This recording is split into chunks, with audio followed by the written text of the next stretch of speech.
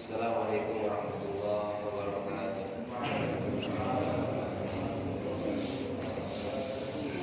Alhamdulillahirabbil alamin. Hamdan syakirin, hamdan na'imin, hamdan yuwafi ni'amahu wa yukafi mazidah. Ya Rabbana lakal hamdu kama yanbaghi li jalali wajhikal karim wa 'azimi sultanik. Allahumma shalli wa sallim ala hadzal nabiyil karim Muhammadin wa ala alihi wa ashabihi ajma'in wa ba'd. Subhanaka la ilma lana illa ma 'allamtana innaka antal alimul hakim. Rabbana zidna ilma. Allahumma ati nufusana taqwaha wa zakkiha anta khairul zakah anta waliyuha wa maulaha. Bapak, ibu-ibu dan sahabat-sahabat yang dirahmati Allah Subhanahu wa taala. Alhamdulillah, izin Allah, pada hari ini kita akan melanjutkan kembali menambah ilmu tentang kewarganegaraan Islam. Semoga Allah kuatkan kita untuk bisa mengimani ayat-ayatnya, memahami isi kandungannya dan mengamalkan dalam kehidupan sehari-hari, insyaallah. Terakhir materi di majelis yang mulia ini kita sudah masuk ke dasar-dasar waris, ya. Saya akan review ulang, memurojaah dulu sebelum masuk ke materi baru. Hari ini insyaallah kita sudah masuk ke penetapan berapa bagian masing-masing ahli waris, ya.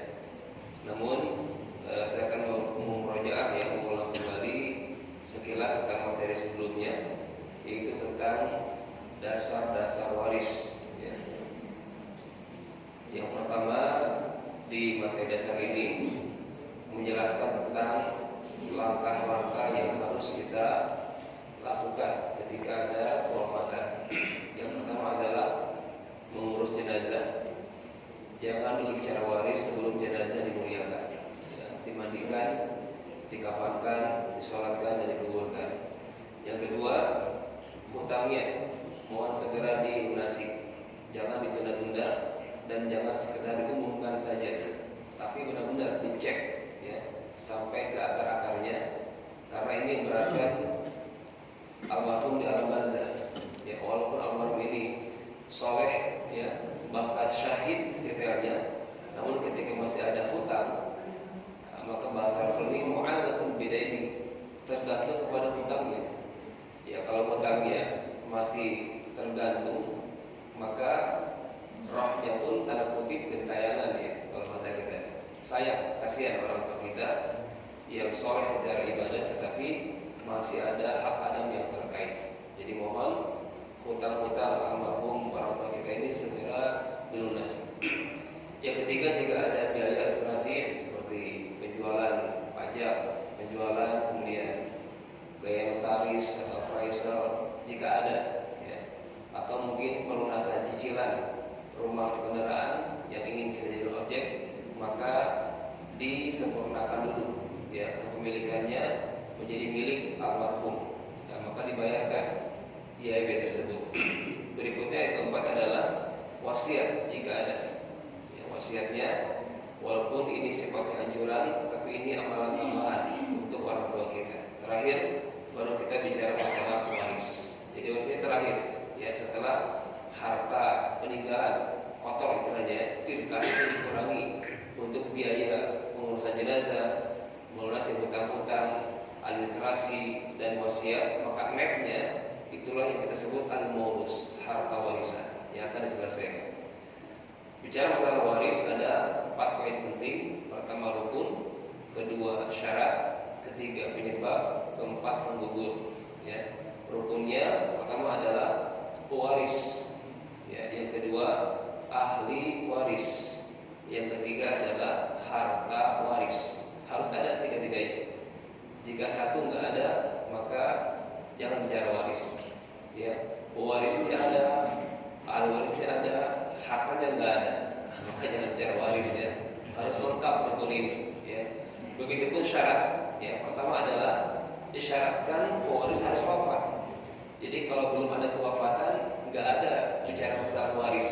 Ya, ada mungkin planning, boleh, ya, kalau planning. Misalkan bapak kumpulkan merencanakan, ini kalau bapak meninggal begini loh syariatnya, ya begini loh bagian-bagian kalian. Ini hanya planning, tidak sampai ke eksekusi.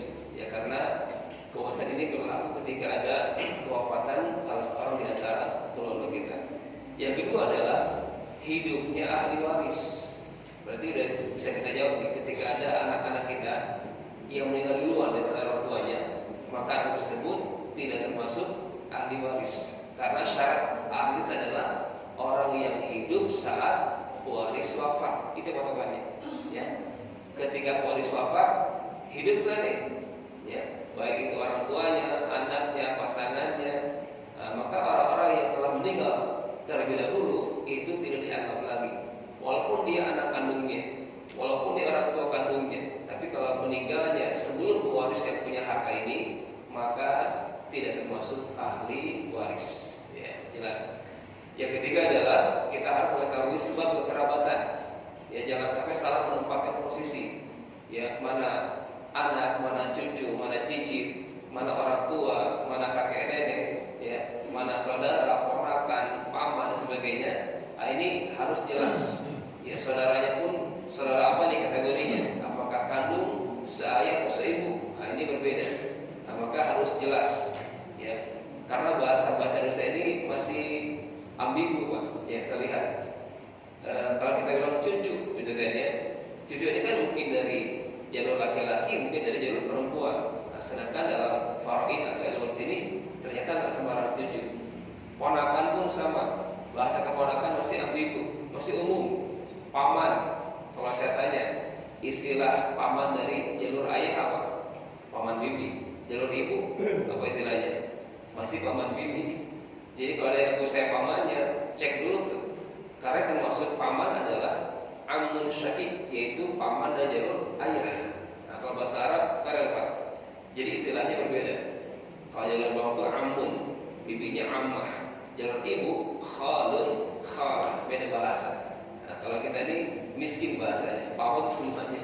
Nah, makanya jangan sembarangan. Harus tahu jalur kekerabatan. Karena salah menetapkan posisi berarti kemungkinan besar salah menetapkan bagian. Yang harusnya dapat jadi nggak dapat, atau sebaliknya yang harusnya nggak dapat jadi dapat karena salah tadi memahami kekerabatan atau sisi syaratnya.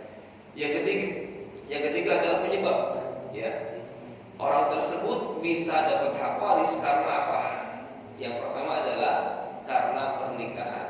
Ya, suami dapat warisan dari istri yang wafat karena masih ada ikatan pernikahan. Begitu sebaliknya istri, ya, mendapatkan hak waris dari suami yang wafat, dari hartanya, ya, harta bawaannya, harta dapatannya, harta bersamanya itu sudah jadi objek waris, akan diwariskan ujungnya itu.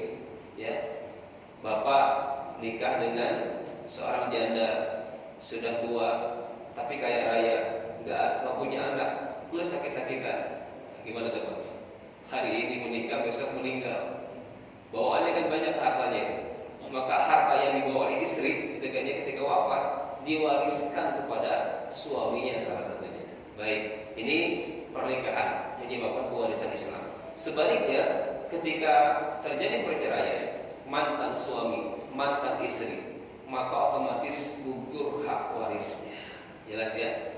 Yang kedua adalah hubungan nasab, ada hubungan darah.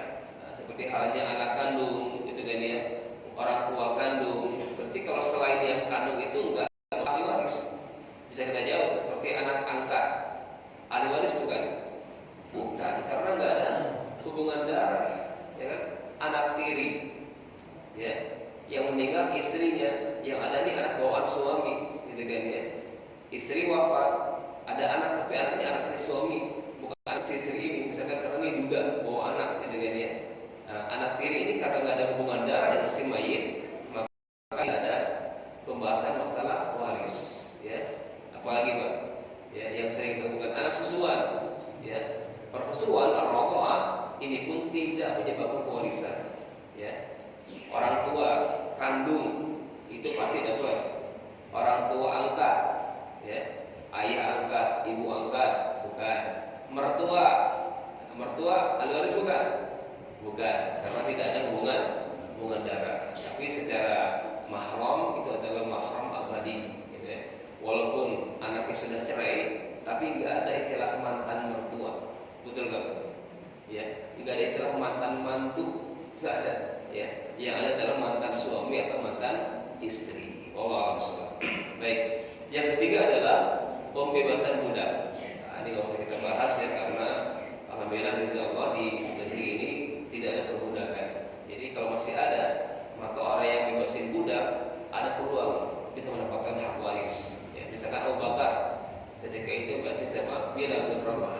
Ketika Bilal meninggal dan nggak ada alur nasab, maka Abu Bakar itu berhak, ada peluang mendapatkan hak waris dari yang dimerdekakan. Baik, ini ada penyebab, ada penggugur.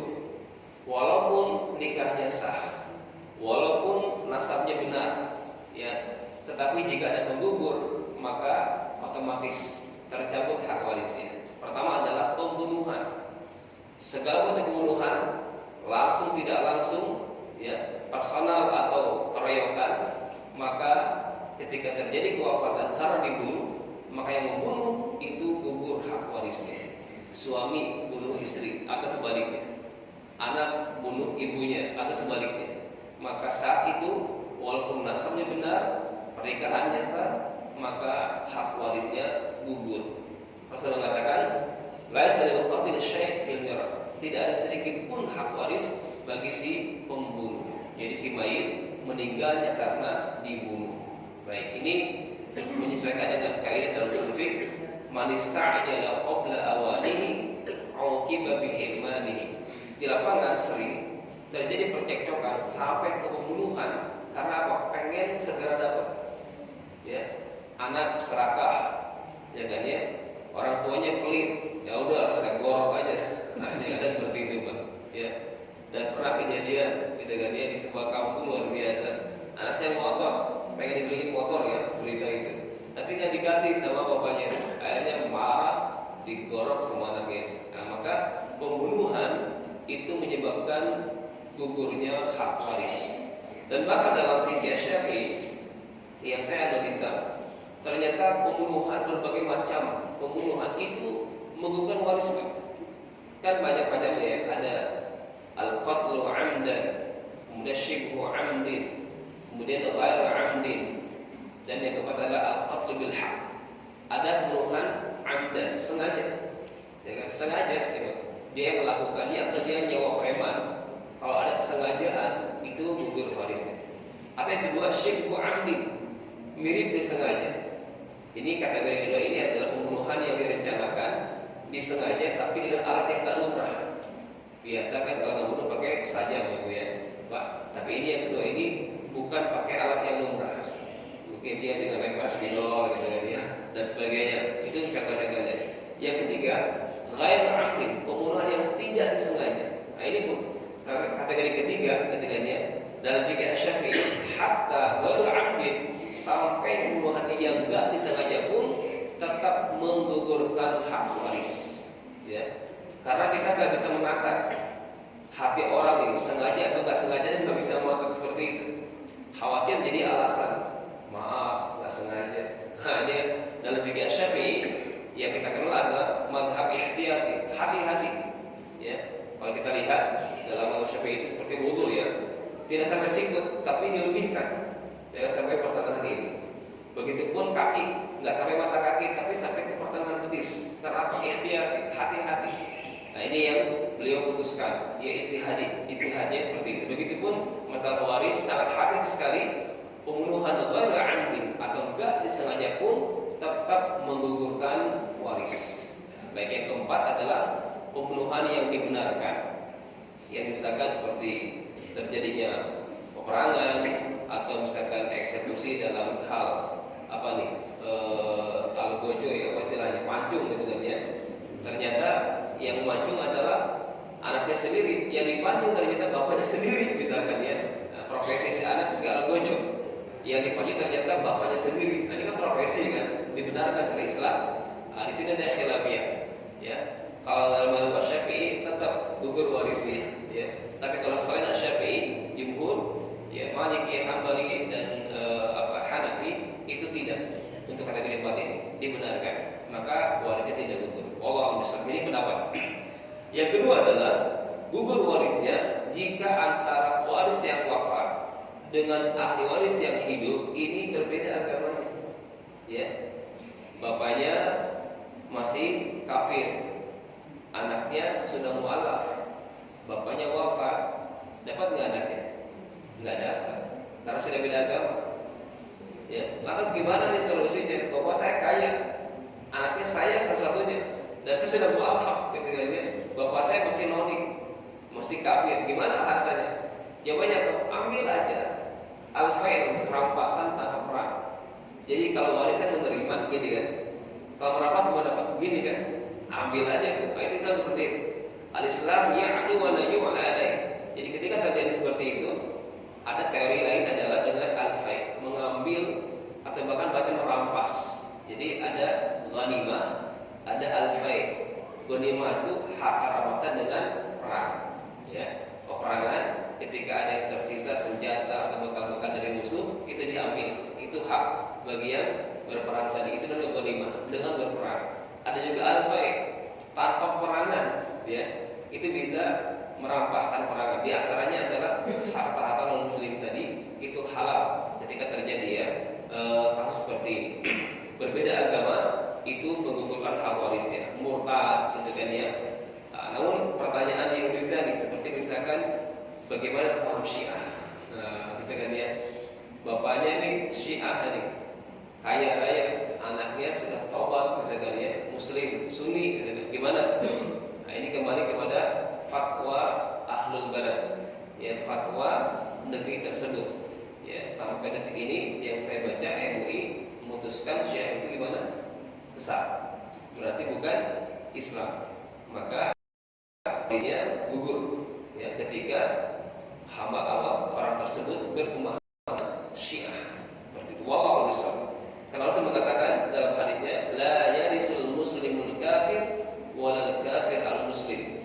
Tidak mewarisi seorang kafir dan yang muslim, begitu sebaliknya. Atau di hadis yang lain Rasul mengatakan la yatawarasani al-millatain. Tidak saling mewarisi dua agama yang berbeda.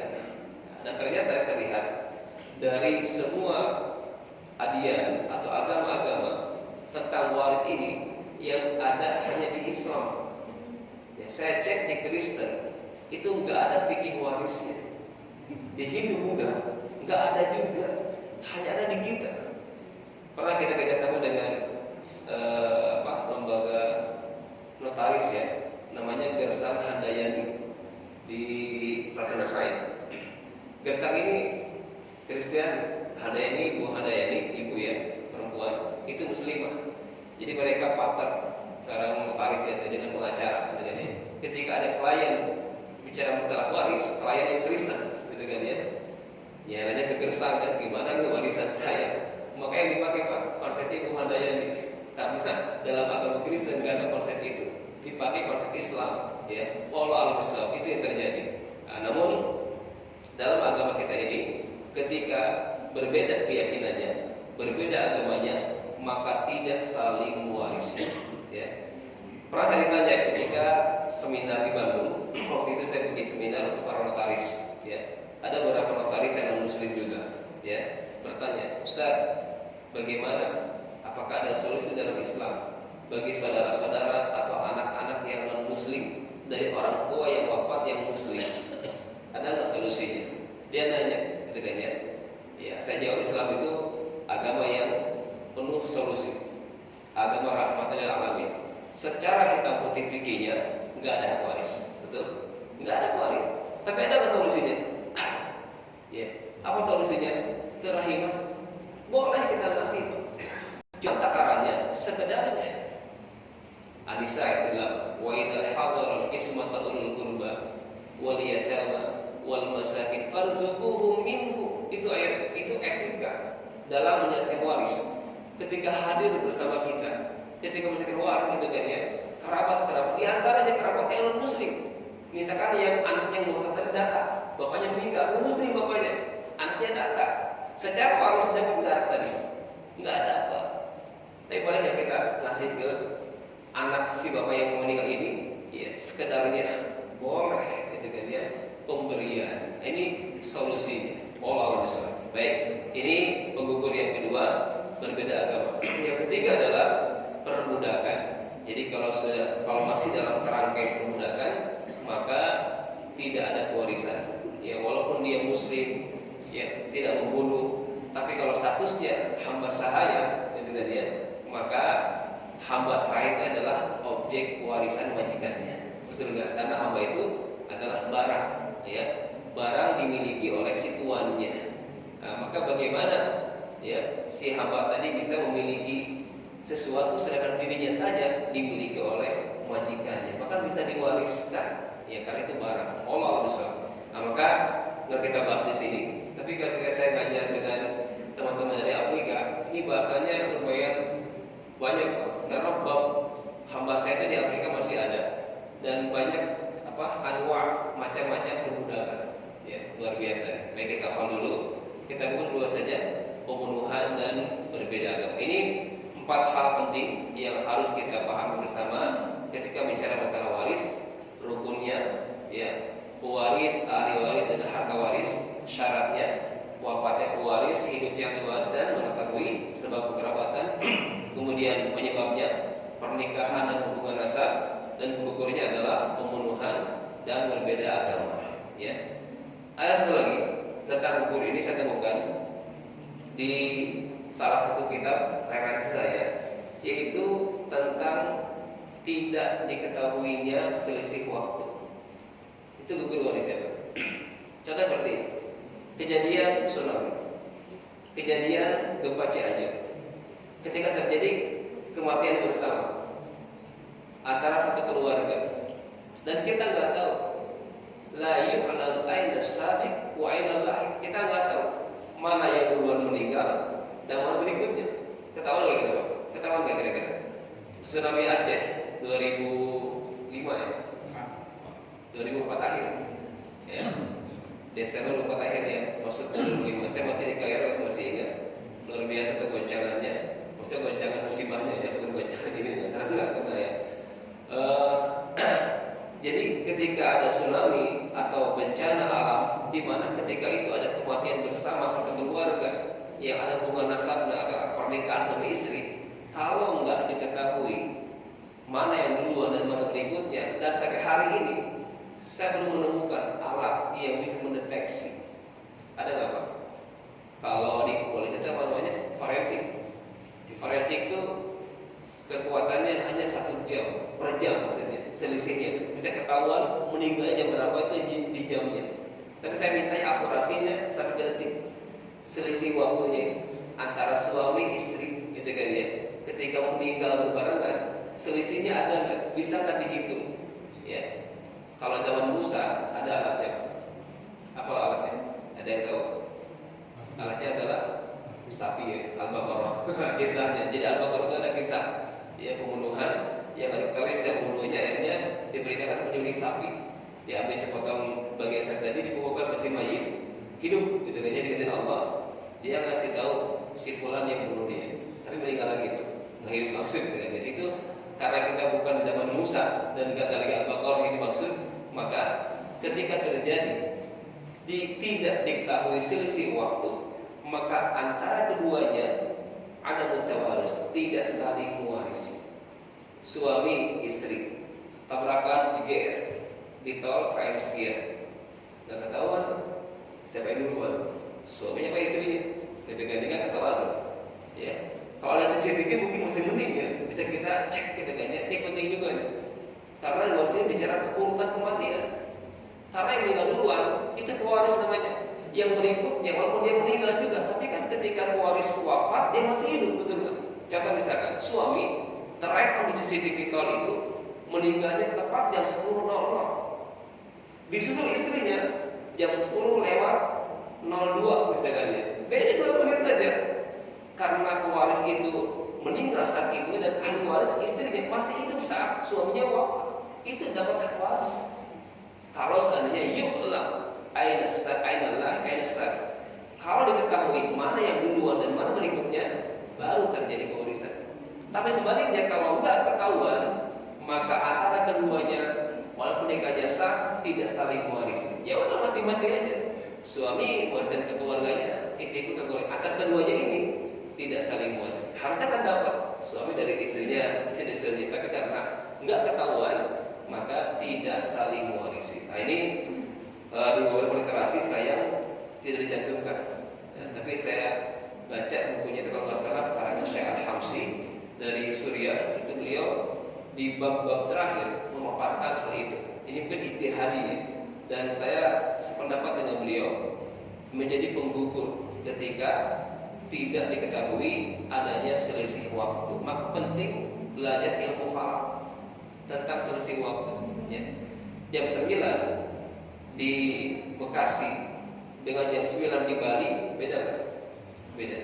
Kalau misalkan suaminya lagi di Bali, meninggal jam 10, istrinya meninggal pula di Bekasi jam 9, kira-kira sama nggak waktunya? Sama. Nah, cuma akurasi berpikir siapa yang duluan? Karena 9 di sini dengan 10 di sana sama gitu kan ya, satu waktu. Nah di sini pergeseran waktu pun perlu kita kaji untuk menentukan mana pewaris, mana ahli waris. Baik. Berikutnya kita masuk ke bagian-bagian ahli waris. Ini sudah disampaikan, kita perkuat lagi karena ini 1 bulan lumayan ya. Kalau dilihat 1 bulan, takut maklumatnya nggak kuat ya. Baik. Ini adalah 3 kondisi kemungkinan ahli waris bisa mengambil posisi ini. Pertama adalah bagian pasti, yaitu angka-angka. Dan angka-angka ini hanya 6 bagian saja: setengah, 1/4, 1/8, 2/3, 1/3, 1/6. Ini sengaja saya susun seperti ini sebagai bukti saya punya dalil atau sanad dari Syekh Sarwat. Saya masih ingat baca di Skenaria. Beliau mengatakan ihfad isnain tafal kullah. Hafalkan 2 angka maka hafal semuanya. Pertama setengah, bergesernya setengah kok. Setengah ke 1/4 itu kan berkurang setengahnya kan. 1/4 ke 1/8 itu setengahnya juga. Nah yang kedua 2/3. Setengahnya berapa? 1/3. Setengahnya berapa? 1/6. Masya Allah. Ini saya menyimpulkan hafalkan 2, hafal semuanya. Baik. Ini hanya 6 bagian saja dan tidak ada yang lain. Jadi Quran hanya menyebutkan 6 bagian saja. Ya, nggak ada 1/5, nggak ada 1/9, nggak ada. Hanya ada 6 bagian saja. Dan ini semua, ya, bagian pasti ini atau al-furud. Makanya namanya al-faraid. Ilmu al-faraid itu ilmu tentang bagian-bagian. Nah ini nih, ya. Ini kebanyakan diperoleh atau didapatkan oleh ahli waris dari kalangan perempuan. Nah ini ibu-ibu, ya bu ya, sebagai anak perempuan, cucu perempuan, sebagai ibu, sebagai nenek, saudara kandung perempuan, saudara perempuan, perempuan seayah, gitu ya. Nah ini hampir kebanyakan perempuan yang mendapatkan bagian-bagian pasti ini. Oke. Yang kedua namanya asobah, bagian lunak. Artinya apa? Enggak pasti. Ini kebanyakan siapa? Kita apa? Laki-laki. Laki-laki bagiannya kan enggak jelas. Asobah namanya. Asobah ini ada 3 kemungkinan. Ada asobah di mana kita dapat semua harta. Itu. Misalkan mayit hanya meninggalkan ayahnya saja. Dia belum menikah, belum punya anak, pastikannya. Ibunya meninggal duluan, hanya ayahnya saja sebatang kara, ketegannya. Udah semua harta buat ayahnya. Atau sebaliknya, mayit hanya meninggal 1 anak tunggal, ketegannya. Gak ada yang lain. Udah semua harta. Nah itu namanya hazal mal kullahu, mengambil semua harta. Itu asobah, kategori pertama. Atau yang kedua, ngambil apa? Sisa. Nah sisa ini fleksibel, kadang banyak, kadang sedikit. Itu sisa namanya. Lagi pak, misalkan mayit meninggalkan suaminya atau istrinya dan anaknya. Udah, istri 1/8, sisa berapa? 7/8 ya buat anaknya. Nah itu sisa itu nggak jelas, ya kan? Kadang sedikit, kadang banyak. Ini kategori kedua. Yang ketiga, asobah juga namanya. Tapi apa? Kehabisan saham pak, nggak ada apa-apa. Ini ada 3 kondisi di mana ahli waris dia asobah posisinya, tetapi kehabisan saham. Ya, contoh misalkan ada suami, ada saudara perempuan kandung, ada paman. Suami setengah, Saudara perempuan kandung setengah, paman sisanya. Ada sisa nggak? Nggak ada sisa, habis ya sama suami dan saudara perempuan kandung si bayi. Paman sebagai asobah ini kategori terakhir, yaitu tidak mendapatkan sesuatu. Nah, ini kayak kategori seperti ini, kasihlah sekedarnya, terahiman. Saya Pak, jauh-jauh dari Aceh datang ke Bekasi, ternyata asobahnya kategori terakhir, nggak dapat apa-apa. Baik, ini kondisi kedua. Hampir kebanyakan dimiliki oleh para ahli waris dari kalangan laki-laki, ya. Tergantung posisinya, sebagai anak, cucu, ayah, kakek, saudara laki, ponakan, paman atau sepupu, ya. Yang ketiga adalah kondisi yang terhalang, maju. Kenapa maju? Karena ada ahli waris yang dekat lagi, ya. Jadi di waris ini kita akan mentarjih, menguatkan siapa yang terdekat secara kekerabatan. Maka penting tadi belajar kekerabatan. Sisi jangan salah. Contoh misalkan ada anak, ada cucu, dapat nggak cucu? Nggak ada apa. Sekarang masih ada anak. Nah, ini wajib cucu ini. Ya, ada ayah, ada kakek. Siapa yang dapat? Ayah. Kakek dapat nggak? Nggak ada apa. Ayahnya ada, kakeknya masih hidup. Gitu kan ya? Nah, berarti ini yang meninggal siapa? Siapanya kakek? Cucunya kan? Nah, anaknya si ayah, cucu si kakek masih hidup kakeknya. Nah, dapat nggak si kakek ini? Nggak dapat. Kenapa? Masih ada ayah. Ini maju terhalang. Nah, maka penting urutan nanti saya ajarkan. Ya, terakhir ketemu di sini skema hitungannya. Urutannya penting. Kenapa? Menentukan bagian. Ya, menentukan bagian. Ini maju. Baik, ini secara global kondisi di mana ahli waris akan memungkinkan berposisikan di kondisi mendapatkan bagian pasti atau asobah atau bahkan terhalang maju. Nah, ini yang saya maksud skema keluarga Islam yang terakhir ya di materi terakhir ini bulan kemarin. Pertama adalah biar mudah posisikan Bapak Ibu dan sahabat-sahabat di sini sebagai mayitnya. Biar mudah. Mayitnya saya, dengan saya mayitnya. Nah, sekarang Bapak bisa menebak siapakah calon ahli waris kita. Minimal ya sebuah hari ini Bapak nambah ilmu bisa menentukan siapa calon ahli waris kita. Calon ya. Kenapa calon? Karena kita belum meninggal, baru planning aja, gitu kan ya. Baik. Yang pertama adalah suami atau istri, ya, suami atau istri. Ini karena apa? Karena pernikahan. Atau ya, bukan dan. Kalau dan kan nggak mungkin ya. Mayit meninggalkan suami dan istri. Istri siapa yang meninggal? Ya, baik. Suami atau istri ini bisa mewarisi jika pernikahannya masih terikat. Jika sudah cerai, maka gugur hak warisnya. Kecuali seperti ini, Pak. Kecuali kalau bapak ceraikan istri, ya. Udah bapak wafat dan istri masih dalam masa iddah. Misalkan bapak cerai yang bisa rujuk 1 atau 2, gitu kan ya. Belum sempat bapak rujuk, belum meninggal. Ya, si ibu sebagai istri masih dalam masa iddah, gitu kan ya. Nah, dalam fikih itu masih bisa dapat hak waris. Kalau si istri yang ditinggalkan ini masih dalam masa iddah. Ya, kalau sudah rujuk kan jadi istri lagi kan. Kalau dari ini belum menuju, tapi masih dalam masa iddah. Berapa masa iddahnya Bu? Bu, berapa masa iddah Ibu? Tergantung kondisi Ibu ya. Kalau yang normal itu 3 kali haid atau 3 kali suci, ya. Kalau yang menopause 4 bulan, atau yang belum haid itu 4 bulan. Kalau sedang hamil maka iddahnya sampai melahirkan. Nah, seperti itu. Jadi ketika suami mencarikan istrinya, kemudian masih di dalam masa iddah dan suami tadi wafat, maka istri tersebut yang masih dalam masa iddah masih berhak mendapatkan waris. Ya, baik. Tapi tidak sebaliknya, Pak. Ketika bapak ceraikan istri bapak yang kaya raya itu, ya, hari ini bapak ceraikan, besok ternyata meninggal dia, dapat nggak warisan bapak? Sebagai suami mantannya, nggak ada. Kenapa? Karena suami tidak ada masa iddahnya. Jadi mohon maaf ya, mikir 10 kali Pak. Kalau punya istri kaya raya, jangan saya menceraikan dulu ya. Apalagi udah ada di kantor sakit-sakitan gitu kan ya. Bertahan aja bersabar ya. Baik, ini nggak jadi yang dokter ya. Wow. Baik, berikutnya apa? Keturunan. anak laki, anak perempuan.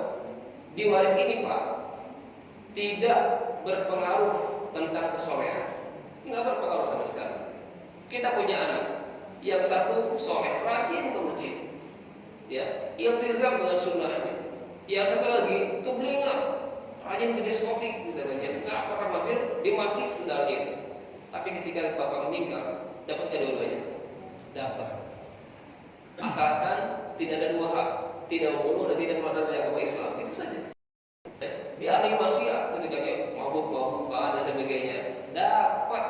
Dan bagian sama dengan yang soleh tadi kalau dia laki-laki, ya. Ini kan waris ini bicara seperti itu, enggak pakai perasaan. Kalau misalkan ke bapak, kira-kira bapak mau ngasih siapa? Yang soleh apa yang nakal tadi? Pasti yang soleh kan? Itu perasaan orang tua, tapi tidak dengan aturan syariat itu. Ya, pola. Nah, disinilah ketaatan kita nih. Allah ambil kendali itu, enggak diserahkan kepada orang tua. Kalau diserahkan pasti misalnya, saya tanya, ketika bapak punya anak laki anak perempuan, biasanya lebih sayang ke siapa? Pasti kan beda-beda, gitu kan ya. Kebanyakan sayangnya ke anak perempuan atau apa? Itu kan perasaan kita, ya secara psikologis. Tapi tidak dengan syariat. Syariat tidak mengenal itu, ya kan ya. Asalkan itu anak si mayit, maka dapat warisan. Ya, sebabnya ada, penggugurnya nggak ada, dapat warisan. Ya bedakan yang sudah hanya satu, apa ya? Jenis kelamin, itu saja. Ini adilnya Allah di sini, ya. Jadi bicara adil ketika bicara masalah waris, konsepnya adalah 2:1 antara laki perempuan. Ini adilnya, itu pasti adil, itu pasti bijak, pasti berkeadilan, pasti menenteramkan. Bagi rata ketika bicara waris itu tidak adil, ya. Itu zalim, makanya apa? Melanggar aturan Allah. Ya, jangan sampai logikanya dibalik. Sudah bagi rata aja biar adil. Tunggu dulu. Bicara hibah silakan, wasiat silakan, wakaf silakan, bagi rata silakan. Tapi bicara waris ada konsep tersendiri. Jangan sampai kita punya pemahaman adilnya dibagi rata itu adil. Tunggu dulu. Kacamata syariah waris enggak seperti itu. Allah yang Maha Adil menetapkan lidzakari mislu hadzil unsayyain. Maka butuh keimanan. Butuh keimanan. Butuh beriman 21 itu butuh keimanan. Kalau enggak ada iman, tadi Islam itu enggak adil. Ya udah bagi rata aja lah, biar adil. Tunggu dulu. Ini syariat, tidak bisa dimain-mainkan. Di sini. Jadi jelas kelaminnya, ini laki, ini perempuan. Berikutnya siapa? Cucu. Tadi saya maksud cucu ini kan masih ambigu ya. Cucu yang mana nih? Yang dimaksud dalam bahasa adalah cucu dari jalur laki-laki. Adapun cucu dari perempuan, maka siapa tadi? Kalau ibu mau punya cucu dari perempuan, gitu kan ya, itu ada kemungkinan tidak dapat, gitu kan ya. Maka kasihlah wasiat. Kalau nggak ada wasiat, dikerahiman. Ada solusi-solusi seperti itu, ya. Baik, ini aturannya dari jalur laki-laki. Begitu selanjutnya, anak, cucu, cicit, apalagi Pak, terakhir, jaga wareng, udah gandeng sibur, gitu kan ya. Itu semuanya diambil dari jalur laki-laki. Wallahu a'lam. Ya. Ini istinad dari hadis Rasulullah. Ini kembali pada hadis Rasulullah. Rasul mengatakan, al-hiqu al-fara'id bi ahliha, fama baqiya fa huwa li aula rajulin dzakari. Untuk laki-laki. Ini kok Rasul yang mengatakan itu, bukan saya. Jadi kenapa sih ini masalah gender dipermasalahkan? Nah ini agama, bukan masalah perasaan. Baik, pola usul. Berikutnya adalah orang tua, ayah dan ibu kandung. Oke, ayah dan ibu kandung si mayit. Oke. Berikutnya siapa? Kakek nenek dari ayah dan nenek dari ibu. Kakek dari ibu nggak masuk kategori ahli waris. Kenapa? Ikuti aja dulu. Ya, karena materinya bukan hari ini saya sampaikan. Ada bahasan khusus tentang kakek dan nenek ini. Ya, ikuti aja dulu. Kayak tadi cucu ini nggak dari perempuan, gitu kan ya. Begitupun jalur ibu, kakeknya nggak ada, hanya nenek saja. Ikuti aja dulu. Dari sini skema ini sampai sini aja dulu, gitu kan ya. Ini kita lihat ada layar 2 cucu, layar 2 kakek nenek. Ini waiting list. Ya. Selagi masih ada layar 1, maka layar 2 nggak ada. Maka disimpulkan ada 3 golongan ahli waris yang pasti dapat. Pasti dapat. Siapa? Pertama, suami istri. Pasti dapat. Pasti. Berapanya? Nanti kita belajar. Yang kedua, anak. Pasti dapat. Cucu, white English. Nah, gitu kan ya. Ini pasti dapat. Laki perempuan pasti dapat. Yang ketiga siapa? Ayah ibu pasti dapat. Orang tua, kakek nenek white English. Nah, beda konsep dengan hukum perdata di negeri ini. Ya, jadi mungkin bapak ada yang hakim di sini di PN, ya, menggunakan hukum perdata tentang warisan perdatanya itu menganut sistem golongan. Golongan 1 adalah pasangan dan anak. Golongan 2 selebihnya.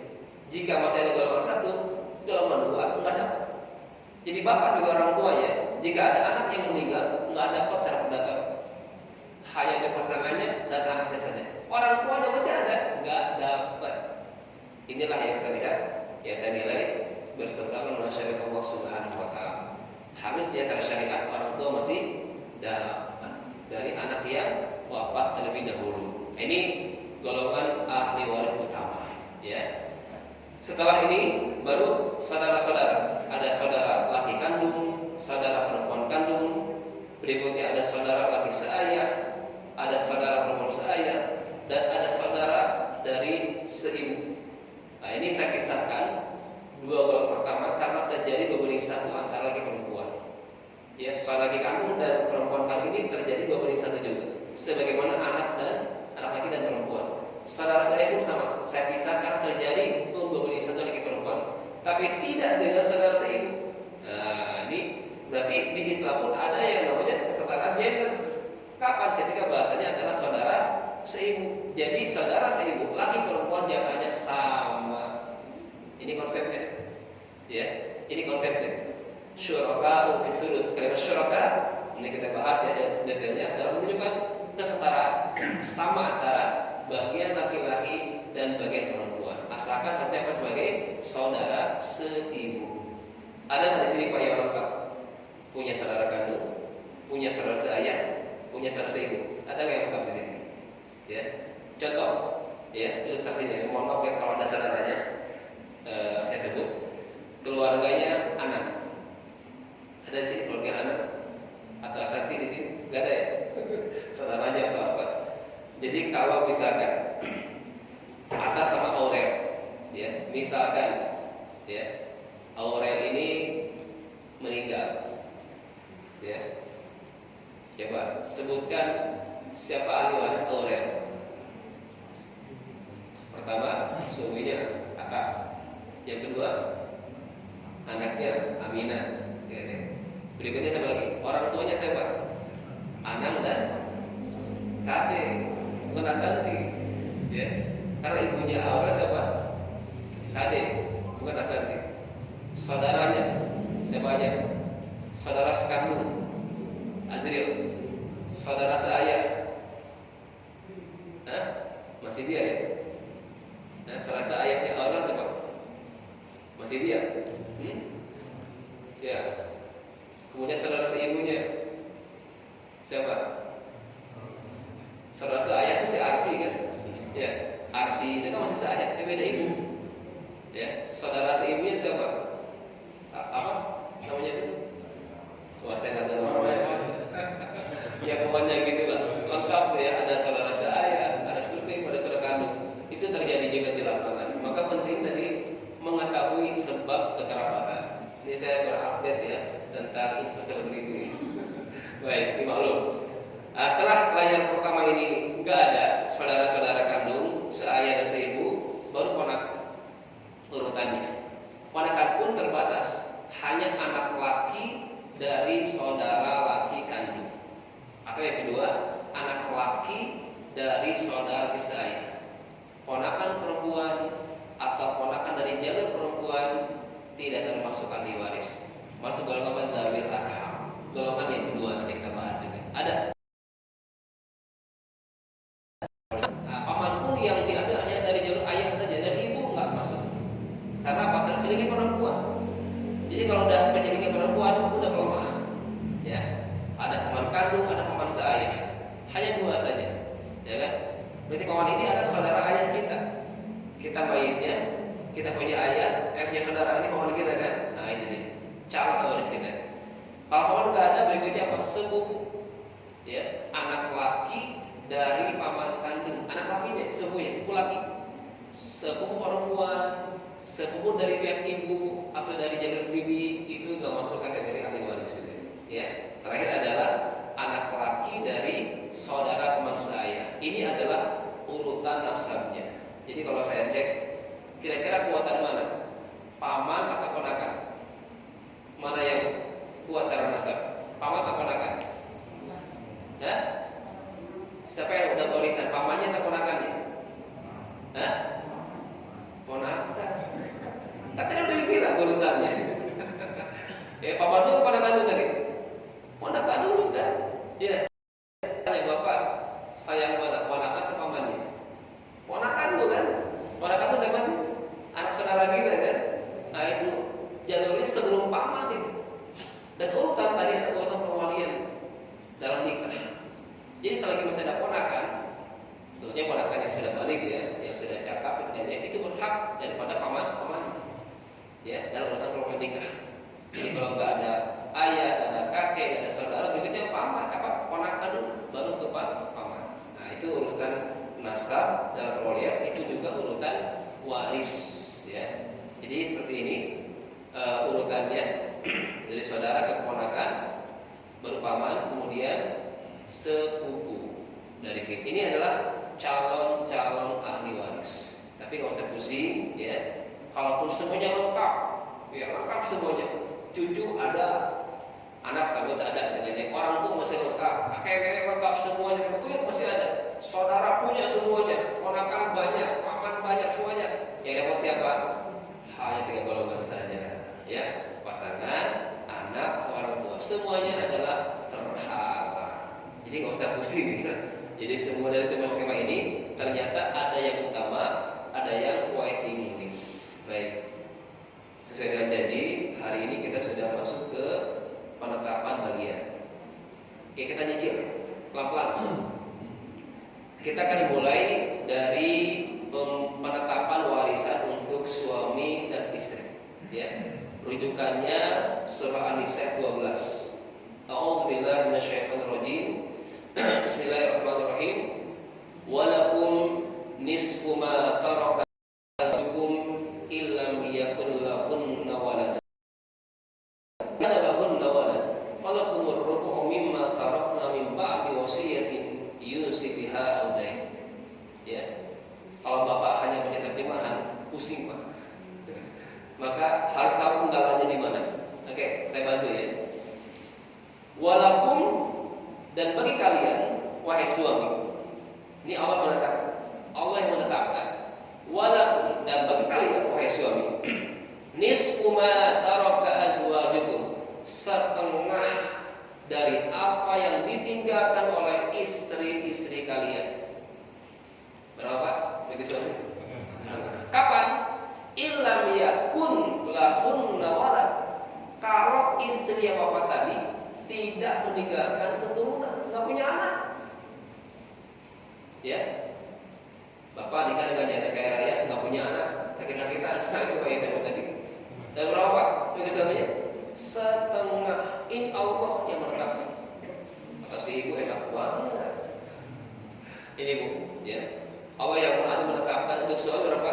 Setengah jika si bayi tidak meninggalkan keturunan. Nah, kalimat ini illam yakun lahunna walad diterjemahkan jika mereka tidak mempunyai anak. Ini tidak sempit, perluas. Maksud kategori illam yakun lahunna walad, pertama nggak punya anak, memang belum nikah, dengan ya, nggak punya anak. Atau yang kedua, punya anak, tapi anaknya meninggal duluan. Ya, istri punya anak, tapi istri ini berapa suami? Setengah. Kan punya anak istrinya, mana anaknya? Kemarin meninggal, ya. Ya, berarti untung ke suami, ya. Nah ini 2,5. Meninggalnya sebelum si istri, dengan ya.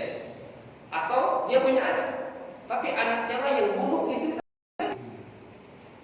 Berarti Siapanya anak? Ibunya kan. Jadi si istri ini meninggal dibunuh oleh anaknya sendiri. Ya, maka si pembunuh tadi yang tidak ada. Wujudu keadaan gugur habarnya, maka suami setengah. Misalkan hanya punya anak tunggal laki-laki, akhirnya yang bunuh istri bapak, ibunya kan. Maka anak tadi gugur warisnya. Bapak sebagai suami berapa? Setengah dari harta istri yang bapak tadi yang dibunuh tadi. Oke. Atau berikutnya kemungkinannya dia punya anak, tapi anaknya beda agamanya. Beda agama pun dianggap tidak ada. Maka suami saya itu berbagi setengah. Ini Allah yang menetapkan. Baik, jelas ya. Sebaliknya, fa in kana lahum walad. Kalau istri tadi, patokannya istri mayit ya, meninggalkan keturunan, punya anak, walaupun bukan dari suami ini, itu nggak jadi patokan. Patokannya apa? Yang meninggal punya anak enggak, jangan yang hidup. Ya, kan mungkin bapak nikah dengan janda bawa anak, ini anak bapak itu. Bapak misalnya masih bujana, nikah dengan janda bawa anak, meninggal punya anak enggak janda tadi? Berapa buat bapak? Nah ini, falakumur seperempat geser pasangannya. Jelas ya? Oke, saya bantu skemanya. Jadi ini suami, ini para suami di sini ya. Bapak posisi sebagai suami dan istri yang wafat. Dua kemungkinan, setengah atau seperempat. Itu bagian. Ya. Kapan setengah? Jika si mayit tidak meninggalkan keturunan, anak nggak ada, cucu nggak ada, atau ada tapi sudah meninggal duluan, atau ada tapi dia yang membunuh, atau ada tapi dia kafir. Nah, jelas ya, itu kemungkinannya. Maka saya berapa? Setengah. Yang lainnya nggak tahu. Apakah si mayit punya orang tua, punya kakek nenek, nggak ngaruh. Yang mempengaruhi jatah suami siapa? Ada dan tidak adanya keturunan dari si mayit. Jelas, baik. Kalau ada, walaupun satu, katakannya ada, maka geser jadi berapa? 1/4. Jelas? Nah, kembali kayak tadi, angka-angka tadi, baik itu setengah seperempat, mim ba'di wasiyatin yusina biha udain, setelah wasiat dan hutang ditunaikan. Ini yang tadi saya bahas di awal. Jadi bicara waris, setengah, seperempat bagi suami, kapan? Setelah wasiat atau hutang dibayarkan. Tapi tadi urutannya hutang dulu ya, baru wasiat. Tapi di ayatnya wasiat dulu baru hutang. Gimana nih? Mana yang benar nih? Ayatnya apa urutan tadi nih? Kira-kira nih yang mau pahami ini. Maka ini mohon maaf, belum cukup kalau Bapak Ibu baca terjemahan. Khawatir ketika baca terjemahan ini yang diamalkan. Wasiat dulu, baru bayar hutang. Dan mohon maaf sekali, saya pernah menemukan salah satu ustadz ketika dia setelah sudah terjemahan, wah ini nggak baca, ya, baca tafsirnya, ya, baca keterangannya, dan lihat ketika dia bagaimana kaidah-kaidahnya. Dari sahabat Ali bin Abi Thalib beliau mengatakan, antum taqra'una hadhil ayat min ba'di wasiyatin yusina bi audain fa inna Rasulullah qala dari sebab wasiat kalian, kata Ali, membaca ayat ini, waris ini setelah wasiat dan hutang, ya. Tapi Rasulullah ya mengeksekusi atau mengaplikasikan hutang dulu baru wasiatnya prakteknya. Baru ada beberapa pendapat ya, dari para ulama. Kenapa ditakdimkan daripada wasiat daripada hutang? Ya, hutang itu hukumnya apa? Wajib, sudah kuat. Wasiat hukumnya apa? Wajib nggak? Nggak wajib kan? Nah, makanya yang Allah tadi duluin tuh. Untuk apa? Min babil iltifat, untuk cari perhatian. Tolong perhatian wasiatnya almarhum karena hukumnya nggak wajib. Artinya apa? Kalau nggak menunaikan untuk berdosa, tapi saya ini Allah sudah wasiat ini, walaupun nggak wajib, tapi tolong perhatikan ini sebagai amalan tambahan. Nah ini pentingnya kita pembelajaran, ya kan? Oh ternyata maksud ayat tadi, ya ini sebagai apa? Perhatian si mayit. Tolong perhatikan wasiatnya. Tapi di lapangan, ya hutang dulu bayarkan, baru wasiat. Ketika hutang hartanya habis dipakai hutang, ya udah wasiat gugur, nggak ada lagi kerja dipaksain. Tapi kalau wasiat dulu, kita dahulukan, ternyata masih ada hutang yang banyak. Nah, ya siapa yang bayar? Ya. Nah, maka di sini ya harus belajar seperti itu. Jadi ayatnya benar. Dia bukan kata wasiat, tapi prakteknya adalah hutang dulu dibayarkan, lunaskan, baru jika masih ada wasiat ditunaikan dari sepertiga sisa dari pembayaran hutang, bukan sepertiga dari harta pokok di asal bukan. Ya, baik, ini tentang bagian untuk suami antara setengah atau seperempat. Ya, ini ayat ini disebutkan setelah ayat ke-11. Ya, saya ke-12 ini. Kenapa ditempatkan di ayat 12? Setelah ayat ke-11, saya coba lihat ayat 11 itu tentang warisan anak-anak. Artinya apa? Bagian suami istri ini dipengaruhi oleh anak. Jadi anak kuat. Bagian. Maka di awal dibahas. Jadi kalau saya buka ayatnya itu bagian anak, orang tua, baru suami istri. Nah, tadi saya di lapangan membacakan suami istri dulu. Karena dari sinilah dimulai anak. Nah, ini yang saya prediksikan. Jadi karena ini beda sebab ya, karena pernikahan dan karena pernikahan muncullah anak. Maka saya mulai dari ini dulu suami istri. Tapi urutan ayatnya di urut ke-12 setelah tentang anak, karena jatah suami istri dipengaruhi oleh ada dan tidak adanya anak dari si mayit. Wallahu baik. Berikutnya untuk istri gantian. Ya. Mohon maaf, ini nggak berlaku bagi yang poliandri. Ya, mohon maaf ibu ya, nggak ada konsep poliandri dalam Islam. Ketika ada seorang perempuan yang punya dua suami, apakah dua suami tadi mendapatkan setengah hartanya? Masing-masing setengah, betul ya? Islam tidak mengenal konsep poliandri. Jadi yang sah yang mana? Ya, yang saya mana? Yang pertama yang kedua? Nah, tergantung si ibu ini. Yang pertama ceraikan enggak? Yang simpanan yang apa? Yang pertama yang kedua gitu kan ya.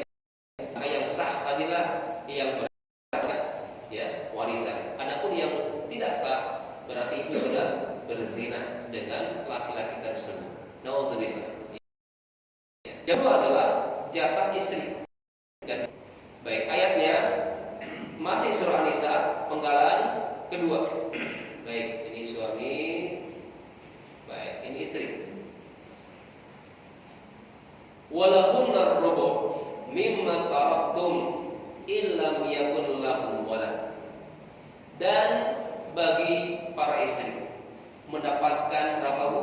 1/4 mimma taraktum. Ganti yang tinggal sama nih suami. Dari apa yang tinggal oleh kalian wahai suami, ya kan ya? Illam yakun lahum walad. Jika kalian suami yang wafat ini tidak meninggalkan keturunan.